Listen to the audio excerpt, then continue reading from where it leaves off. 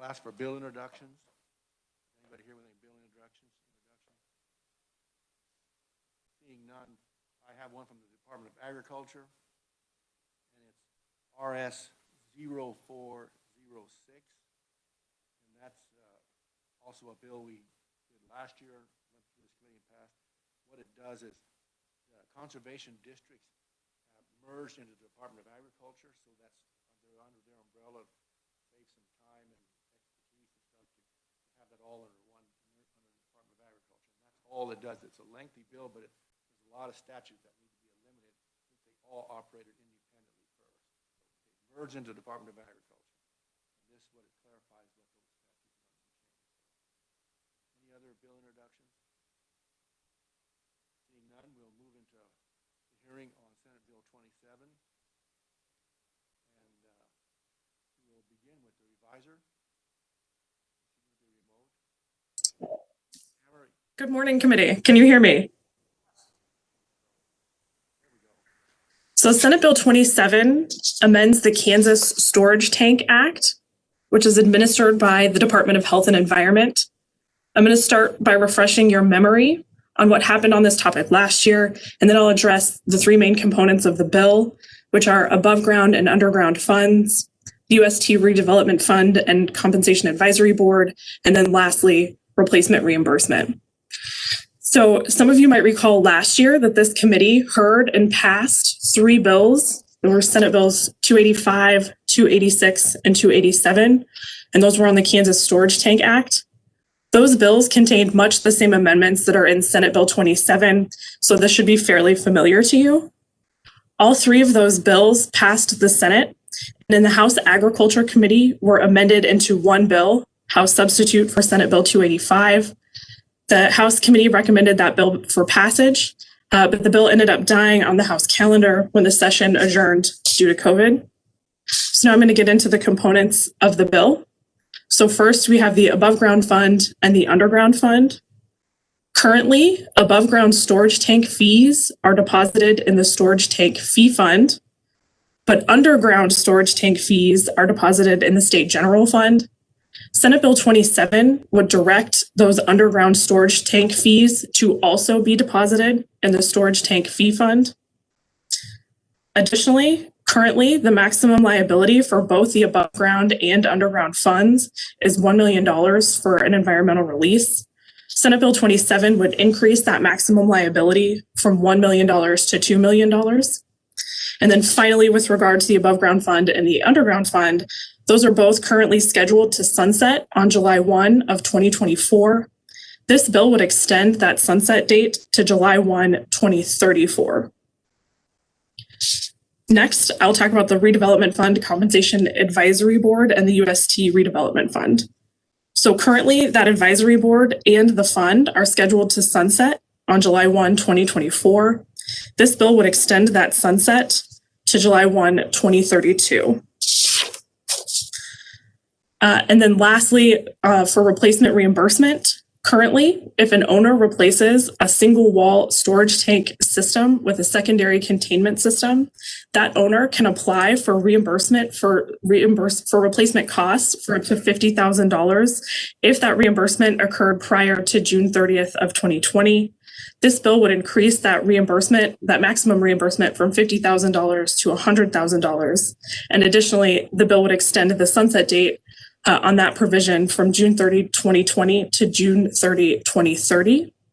And the bill would take effect upon publication in the statute book, and I'll be happy to answer any questions. Okay, thank you, Tamara, very much. I'll ask the committee, anybody have any questions for Tamara, the reviser? Not seeing any reviser, you did good work as usual. Thank you very much. And you might hang around here in case we have a question. Thank you very much. The committee will move into open hearing on, and we've heard from the riser. We're going to hear from the proponents first. By the way, there are no opponents, no neutrals.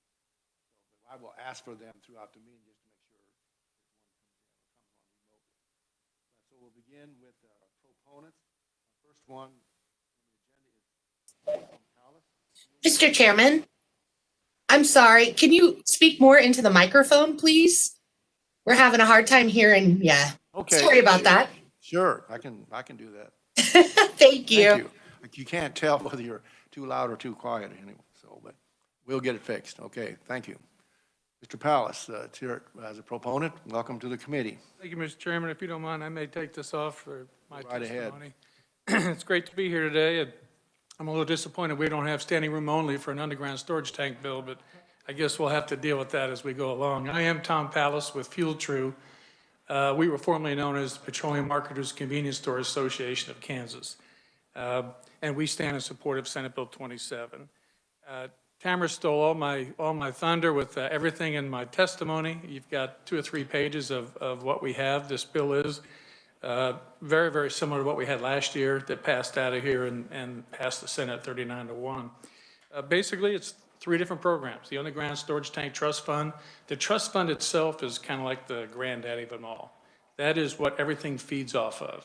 The Underground Storage Tank Trust Fund that Tamara, that the bill talks about, is it's an insurance policy for underground storage tank owners.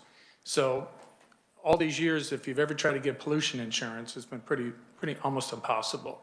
So back in 1989, when the fund was established, they came up with this $1 million program for both the above ground tanks and underground tanks. The sunset date is usually 10 years. And the reason for that is that the legislature should take an opportunity to look at it every 10 years to see if the program is going well or not. I will tell you that the program that we have right now in place is probably one of the best in the country. I've seen some that have tried to self-insure and go private, and they've gone bust, and they've gone back to the state-run program, and Kansas has one of the better ones around. So we talk a little bit about the abandoned tank. Let's talk about the abandoned tank one. That there's 3 programs under the insurance trust, and one is the Underground Storage Tank Redevelopment Fund for abandoned tanks. The goal is to pull out tanks that are not being used. In statute, if they're out of service for over a year, technically they should be pulled out of the ground. So this program would really behoove banks or local communities where a convenience store or a facility with underground tanks has gone out of business. And the bank takes it back, and people want to buy that property to put in a flower shop or what have you. Or a bank takes it back on a foreclosure. They don't want to put it as a fueling facility. So the state would come in, pull those tanks, and pay for that. Now, if there's contamination, the state would also put it into the trust fund. But it all comes under the purview of an abandoned tank.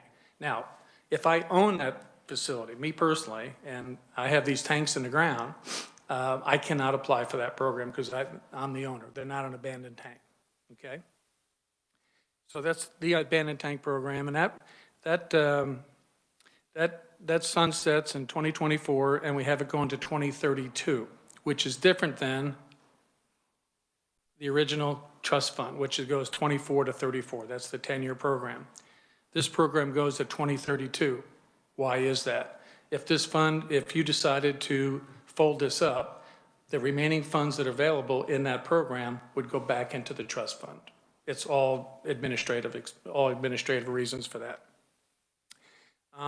This program also provides for tanks to be pulled, and when they pull it, they can apply for up to $25,000 to have a facility cleaned up. So what that means is usually there's 3 tanks per site. Usually it could be 2. Depends on how big the location was or is. And they range anywhere from 3,000 to 18,000, but 25,000 is the max that the state would actually approve. You have to apply for that to get that money.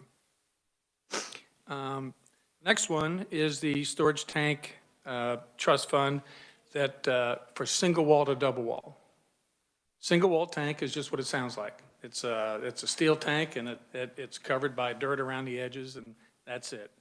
The state under the 2005 Federal Energy Act, EPA required everybody to go from single wall to double wall. So you had an unfunded mandate for all these states and all these facilities.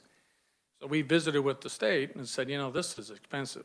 these locations to upgrade a underground storage tank from single wall to double wall could cost $300,000 to $400,000 very easily, meaning most of our people could not do it.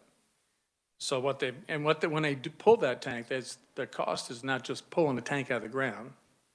It's for the concrete, it's for the dispensers, it's for the entire unit. Because once you pull them out, you've got to upgrade the entire site. So this program was put in place to offset or reimburse those people. And when we started, it was $50,000. And in my testimony, I think it shows we have, where do we have here? We have done 30 facilities, and we put in 96 new double wall tanks. This is only for an upgrade. So if I'm going in and putting a new facility in, I have to put in double wall tanks. They cannot apply to the fund. We put a provision in there that says they will put $3 million into a savings account. And of that $3 million, it's first come, first served. So next year, if we have 20 people that want to upgrade the facility, they will, once the fund hits $3 million of paid out, in other words, the state pays out $3 million, it stops until next year. Okay? So how does this all get funded? And that might be a pretty good question. For every gallon of gas and every gallon of diesel, you pay 1 cent environmental fee. We started that back in 1989, and the program it's very unique because we have thresholds in it to where that 1 penny could come off. In other words, you wouldn't pay it. So you come in and we start putting the 1 penny in, and once it hits $5 million in the trust fund, 1 cent goes off, stops. And I'll tell you, that's happened, I want to say 10 or 12, 13 times since my tenure. But I mean, it's in that area, and that's pretty much what the whole fund has been about. So it has gone off and gone on. It's on right now. But how the money works is you pay the 1 penny, you've got your underground storage tank fund, okay? The penny goes in there and it fills it up to $5 million. Then you've got your above ground storage tank. Money goes in there up until it hits $1.5 million. Then you have the redevelopment fund. It fills up in that fund till $3 million, or both redevelopment funds are $3 million. And once it hits those thresholds, the penny goes off, okay? So it may be off for 3 months, 6 months, 7 months, probably not that much anymore. I don't know if that'll be the case. But I just want to make sure you understand how the funding works and how the money works. That's a big piece of it. As you say in the bill, it goes to the storage tank fee fund, with all the money, and that is to run the program. The above ground tank money has always gone in there, and the underground, for whatever reason, has gone into the general fund. Last year, there was some tank fees increases last year. We want to make sure those fees are used for the services that KDHE is providing and the intended specific purposes. And that's why we want to put it into that fee fund.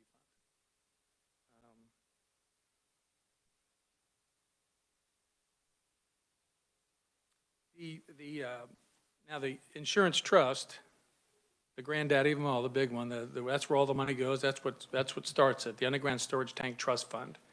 We have currently 1,115 facilities or locations in the fund now, and we get about 30 new ones each year when there's a release. So a release could be obviously underground, could be above ground, and when that happens, the tank owner applies to the state of Kansas and says, I had a release. And how do they find that? There's the detection methods that we use that we won't get into the weeds on that. But obviously, if I'm losing gas, I want to make sure I got to find it because gasoline's expensive. So we applied to the state of Kansas. The state of Kansas approves it. We're put into the fund. And me as a tank owner, I pay a deductible of $3,000 per facility, per location, and then $500 per tank. So I could have up to a deductible of up to about $4,500 for that site. The state then takes it over, doesn't take over the site, they take over the cleanup provision. And Kansas is a monitoring state, meaning we put in wells in the ground, we monitor the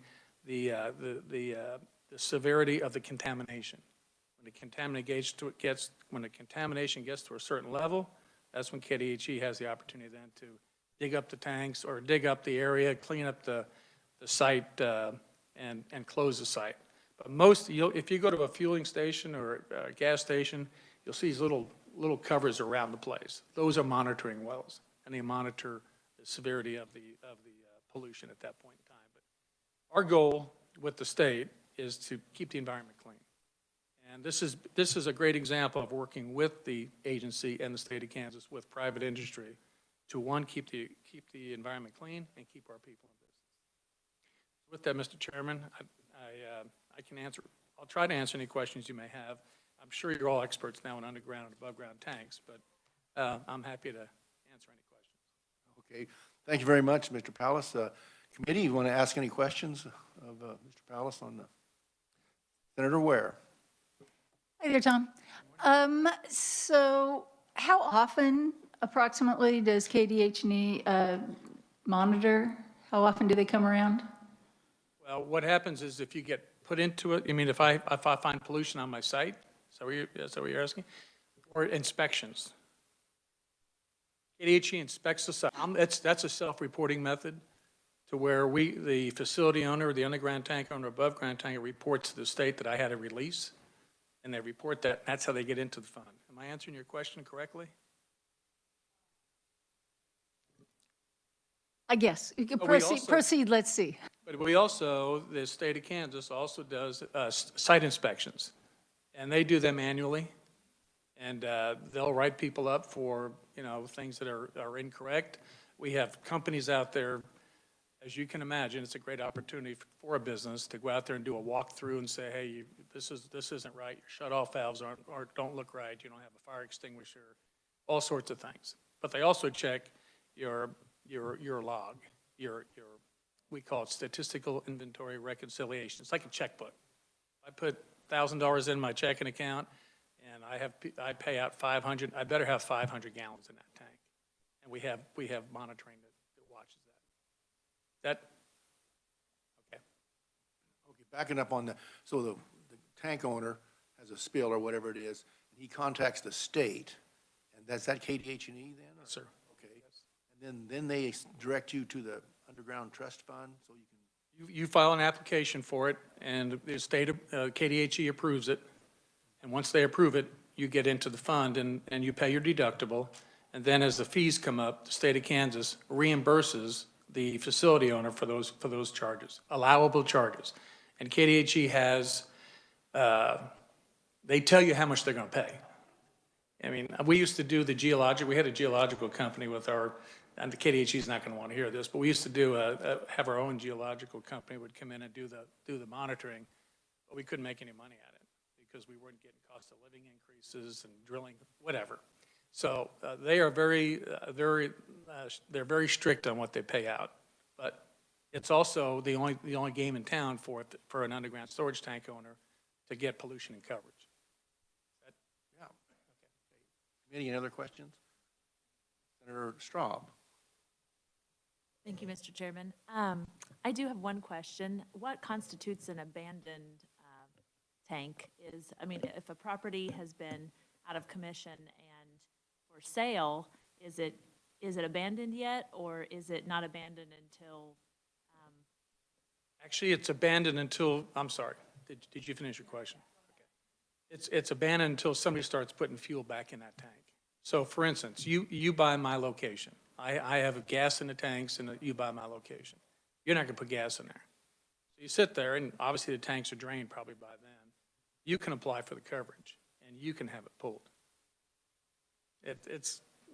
We dance with it a lot, but I can tell you there's probably 4,000 tanks out there in that area that we want to pull, and the state of Kansas wants to pull them as well.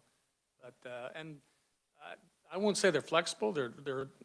We have an application, we have a process. We also have that advisory board where if there's an argument about me to the state, I apply to the advisory board, and then they get together and they meet. Now, they've never met. I will tell you right now, that advisory board has never met, but they're there because they have to be in case of disputes. Yes, it does. Thank you. Any other questions, Mr. Pallas? Senator Fagg. Thank you, Mr. Chairman. Senator, kind of was in my area what I was thinking there. When you say 4,000, is that number decreasing? How many a year do you work on? Or is that just sitting out there in limbo? They have that's a good question for KDHE but I don't know that it's a dollar figure that they stop at. It's first, and then they'll determine which ones are the worst. They being KDHE will determine which ones are the worst to get pulled out of the ground. But there's some of those tanks are people, they just got to pull them out.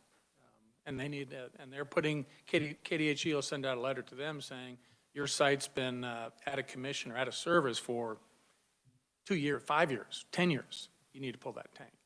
And by that time, either the person's either dead, they've moved away, and then it becomes an abandoned tank. Does that help? A little bit. I know in a lot of these towns, there used to be a lot of gas stations on every corner. And you take 40 years later, as those properties change over, I've always wondered, nobody's really addressed, did they take care of that properly? If you see vent caps, then you know there's a tank under there. If you don't see vent caps from the tanks, then it's usually probably it's been closed up before. But you're right, there's hundreds of those locations, and we had legislators that have gone through the program in the House and the Senate when we discussed this last year, that they actually participated in the abandoned tank fund, and it was a good deal because they were putting in, I want to say, a flower shop or something. And under the regulation statute, there's a 10-year lien restriction on it. You cannot put another tank in there. If you do, no, I don't think you can. I was going to say if you do, you got to pay the state back, but I think there's a deed restriction for 10 years when they pull that tank. So they're protecting. It's what the fund is meant to be. Anybody else? Senator Francisco. Thank you, Mr. Chair. Thank you, Mr. Pals, for being here. I understand that this reimbursement will go back to July of 2020. And just, can you comment a little bit about that and why it's the completion date and not the projects begun after that date? That's a great question. And we talked to KDHE after the end of the session, March 12th last year. This thing was keyed up to go through. And we went to KDHE and said, can we go back to July, which would have been the fiscal year, it would have started, for the additional $50,000. And KDHE approved that. They said it's only for that time frame, July of last year to July of 2021. And nothing prior to that. So in other words, if I put a tank in and I was approved, and I got the $50,000, I can apply now for the additional 50, provided I did everything correct. Because with KDHE, their process is rule, and they have to apply back for it. I can't tell you how many of those there might be out there. I know some people waited until July 20th to start the process because betting on the come, if you will, so to speak, that this legislation will pass, because we have a lot of equipment companies contacting us saying, where's that legislation at? We got people, we have customers that want to upgrade their tanks, which is what we all want. And this is, it was great that KDHE would support that. Does that help? Senator Fagg next. Thank you, Mr. Chairman. When you increase the liability fund maximum from $1 million to $2 million, have we been bumping the million? What was the thought process there? The million started in 1989. And what a dollar was worth back in 89 is not what it's worth in 2021. We have about 10 sites, or KDHE has about 10 sites that they bump over the $1 million. So they've got I won't call gymnastics, but somehow the fund continues to support cleaning up these sites. That might also be a compound site, not just a fuel release. It could be, I should let them explain that all to you, but we supported moving it from $1 million to $2 million. We've only had one that I'm aware of the petroleum side, one of our members, and it was in Lawrence, Kansas, that had just under $1 million hit. But it was ongoing. These things, they go on and on and on because groundwater is what it is, and it starts cleaning the shale, it starts cleaning the dirt, and all of a sudden your pollution levels do go up. But they clean that side up. When I went to Lawrence and that side of Mass and 9th and Mass, you could see China. I tell you, that's how deep a hole they dug to clean it up. And with the environment, with the pollution coverage, all you gotta do is take that dirt and spread it out and let the air get to it, it cleans itself. But obviously, if you have puddles of product, I mean, if you walk up to a site and you can smell diesel fuel, you've seen that before, but you have a big open hole and there's a release, it'll knock your socks off. But the reason for was just what the costs are today, over 30 years, that it was time to increase it. And like I said, there's only, I think they said up to 10 sites that might be impacted. Senator Peck, you have a question? Thank you, Mr. Chairman. Actually, three real brief, depending on if Mr. Pallas can answer them real briefly. In Section 1, page 1, line 17, can you explain that change in language to me? I was kidding. Changes one word from which to that. Okay. I just wanted, but I do have a couple quick, serious questions.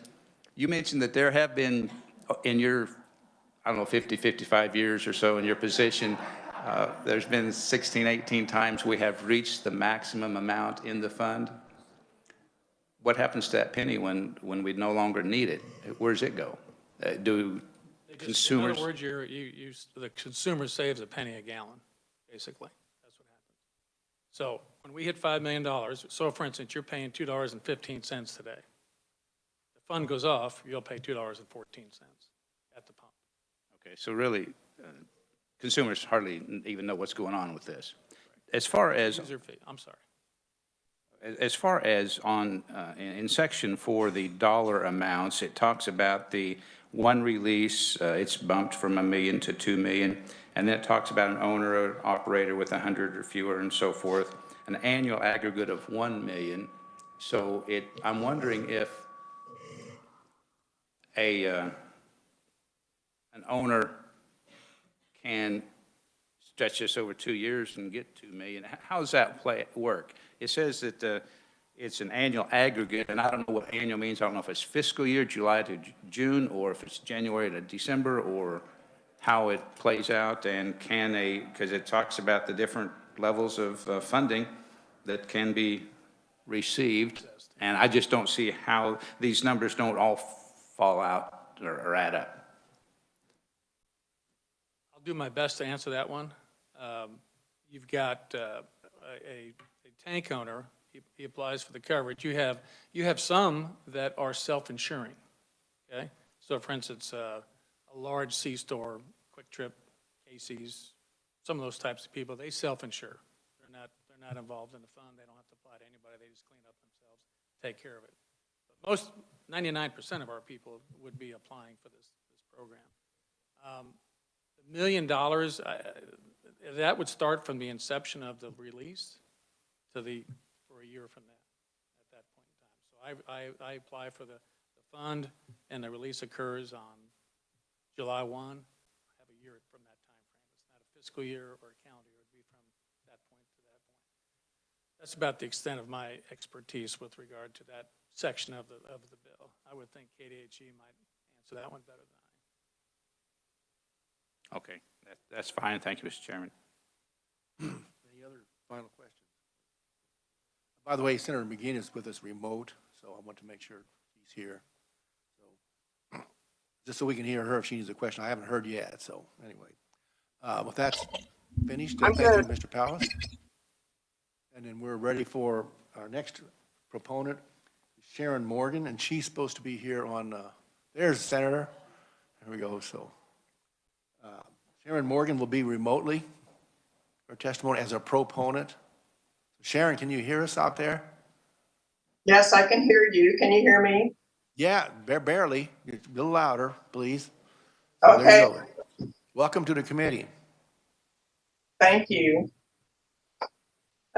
Chair Kirshen and members of the committee, thank you for the opportunity to provide testimony in support of Senate Bill 27, and I'm here on behalf of KDHE, and this is related to the revisions of the Kansas Storage Tank Act, KSA 6534-100 et sec.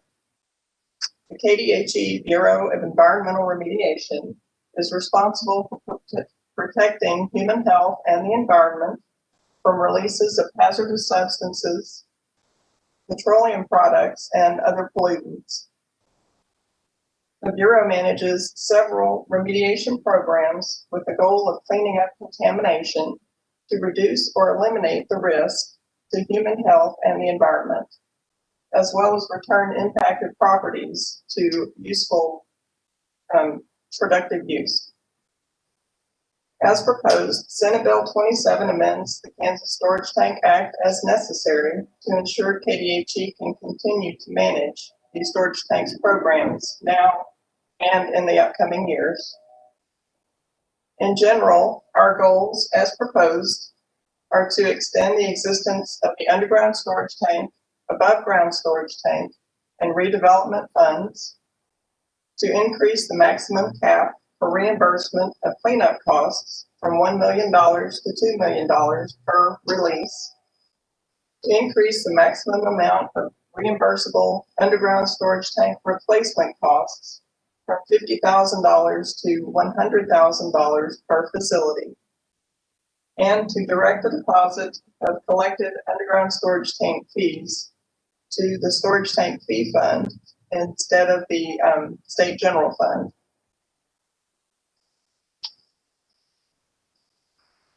Retaining the full amount of the fees in the storage tank fee fund increases program stability by using the funds for the intended purposes, such as enhancing our outreach efforts to the regulated community, contributing to the cost of implementing, operating, and maintaining a new online database, and supporting UST compliance, inspections, and enforcement. The amendment will have a positive impact on tank owners, operators, and contractors by enabling more efficient and proficient correspondence relevant to a growth in electronic communications. Outreach efforts include educating the regulated community on new and existing tank compliance requirements through the development of a new user-friendly guidance manual, which is important due to the amended regulations this past July. Efforts also include educating the tank owners and operators on becoming external users of the new database, which will allow for online registration, permitting, and other electronic communications with the agency. And thank you for the opportunity to share the importance of this bill, and we are in full support, and I'm available for any questions. Thank you very much, Sharon. I did want to mention to the committee that she's testifying on behalf of Kansas Department of Health and Environment. When she said Bureau, I didn't want to make sure you knew that. They're testifying on this particular bill. So thank you. Any questions for Sharon? Senator Ware. Hi, so let me put my thoughts together here. How much is currently roughly going into the general fund from the underground tank folk? Our fees that were collected in fiscal year 20 were $94,000. Okay, good, thanks. You're welcome. Any other questions for Sharon? Senator Francisco. Thank you, Mr. Chair. So this is also regarding the fees that are now going to be retained in that fund. What is the limit to expenditure of those fees for KDHE responsibilities or that manual versus the money that's spent replacing tanks, or how are those funds then distributed once they're all in the same fee fund? Actually, they are in separate funds. We have the environmental assurance fee that's collected that Mr. Pallas was telling you all about, and it goes into different funds. The fees that go into our, that have previously gone into the state general fund are just fees from underground storage tank owners and operators, and they're collected through permitting, through renewals, through inspections. And then those fees are used specifically to put back into the regulated community. And, through our district office inspections, our enforcement, our outreach with our new database, the outreach efforts with the new guidance manual. So those are the items that would come from those particular fees that are collected. Thank you. Okay, any other questions, committee? Seeing none, thank you, Sharon, very much, and appreciate your testimony.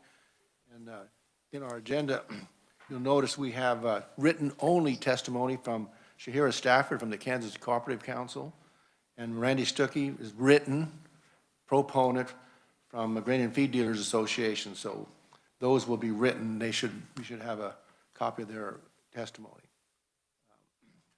Next, we will turn to, that's all the verbal testimony that we'll have.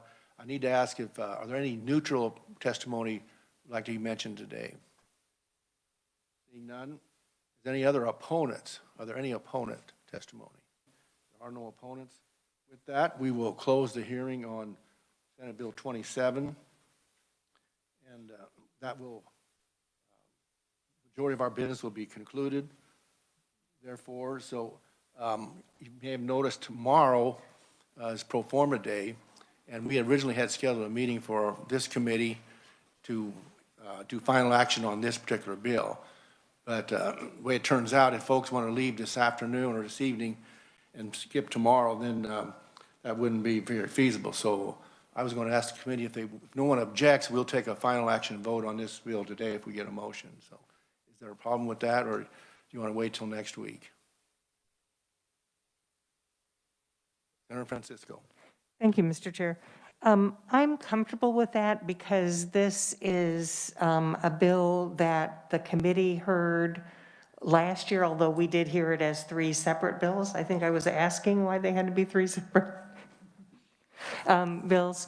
So I don't have any objection unless some of the newer members of the committee feel this is a new issue and they haven't had that chance to review it. Normally, that's our procedure is not to do final action on the same day as the hearing. It's allowable. I want to make sure if someone objects, we want to make sure we respect that. So, Senator McGinn, you still there? Okay. And Senator Dahl is on remote too. So, any comments from you folks? I'm good. Okay, good. All right, committee. With that, I'll make the motion to pass out favorably Senate Bill 27. Are you ready? I make a motion to pass out favorably Senate Bill 27. Is there a second? Senator Peck, a second. Any discussion? Seeing none, all in favor say aye. Aye. Opposed, Aye. no, same sign. Is there a no? Okay. Okay, a late aye, okay. Okay, thank you very much. None opposed. The motion carries. The bill is passed out favorably.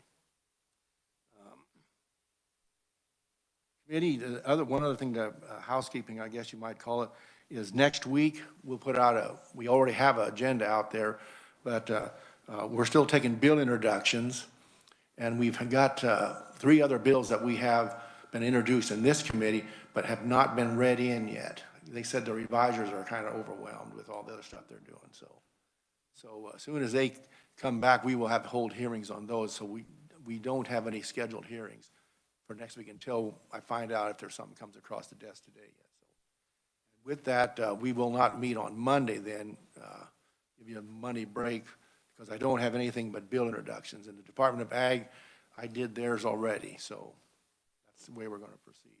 Any other questions or comments? Seeing one other question I want to add, not a question, but normally in this in Senate committees, the chair and the vice chair present the bills on the floor. But that doesn't have to be, if a senator is interested in serving a bill, we will acknowledge that. So don't hesitate to step up if you're, I think Senator Peck's volunteering already. Anyway, anything else from the committee? If not, we're adjourned. Thank you very much.